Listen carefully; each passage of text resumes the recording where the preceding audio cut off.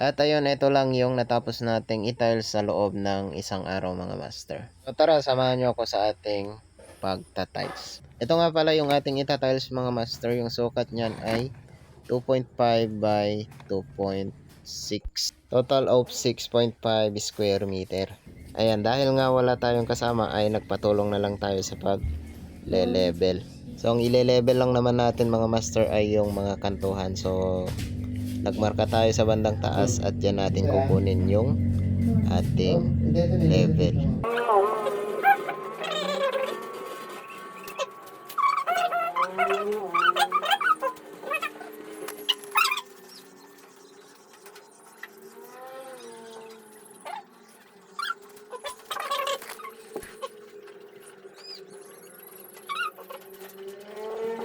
At yun nga mga master, pagkatapos nating mag-level ay pinitikan na rin natin yung kapal ng ating magiging mortar. So ito yung guide natin mga master, dyan tayo mag-iiskwala. So yung layout natin mga master ay hindi natin isasentro sa ating pintuan. So kinuha natin yung eskwala dun sa magiging main door natin. And sa pagkuha naman ng eskwala mga master ay inaktwal na natin yung tiles. So meron na tayong marka dito. Mas accurate kasi pagka ganito mga master. Para makuha natin yung eskwala mga master ay ganito yung ginawa natin. So linapag natin yung tiles at tinansihan natin yung kanyang kanto. So kailangan lang natin itapat para sa ganun makuha natin yung kanyang eskwala. Ayan, pagkakuha natin ng eskwala mga master ay i-check din natin kung sasakto ba yung 60 by 60 na tiles o kung ano man yung gagamitin natin. Para pagka medyo malayo sa pader ay pwede tayong mag-adjust, hindi baling babawas tayo dito sa kabila. So far okay naman dito mga master, so pwede na tayong mag-umpisang mag-tiles. Ito na nga yung ating unang layout mga master. So naglagay na tayo ng tanse. Ayan. So kung mapapansin nyo yung tanse natin, ito yung unang tiles na ilalagay natin. Ayan. So dito na tayo magbe-base sa mga iba pang ikakabit nating tiles. At sa pag-aalo naman mga master ay tayo na lang din yung gagawa kasi nga wala naman tayong kasama. Ayan, maghahalo tayo ng adhesive mga master. So yung mortar natin ay nahalo na dun sa labas. So itong adhesive naman ay yung gagamitin natin sa ating tiles. Ito yung ipapahid natin para sa ganon iwas kapak. So bago nga pala tayo maglagay ng mortar mga master ay kailangan basahin muna natin yung sahig at lalagyan natin ng adhesive para sa ganon kumapit ng maigi yung ating ilalagay na mortar.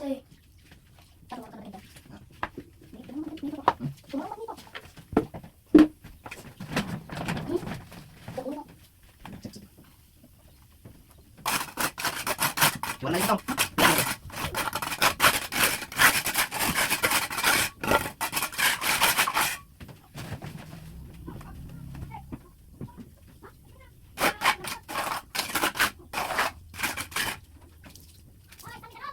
Ha? Ako naman ito eh.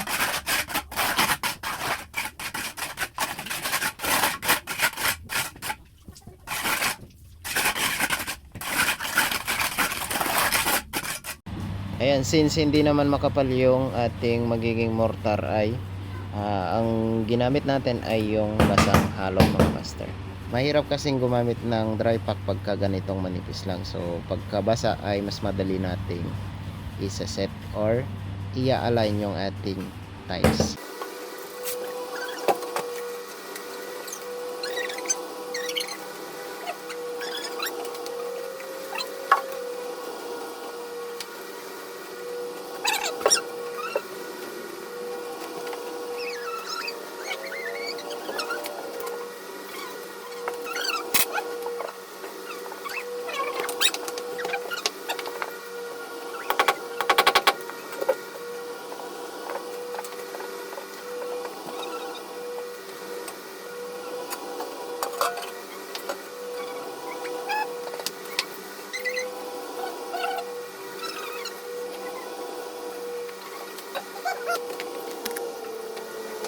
So ito yung sinasabi ko mga master, kahit basa yung ating ginamit na mortar ay kailangan nating maglagay ng ating adhesive dito sa mismong tiles. Kasi kadalasan ang nagiging dahilan ng kapak ay hindi nalalagyan ng adhesive yung tiles, yung mismong nirerekta na yung tiles dun sa mortar.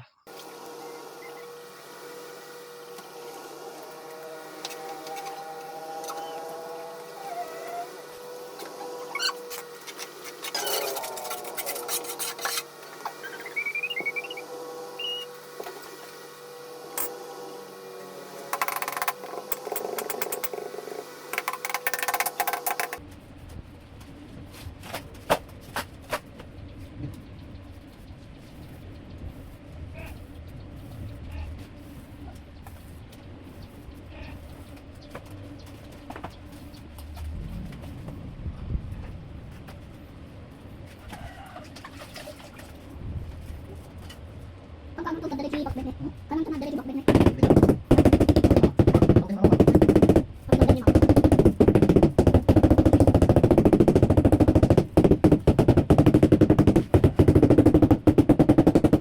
So yun, ito nga lang pala yung natapos natin ngayong araw mga master. So abangan nyo yung continuation ng ating tiles installation project. Thanks for watching!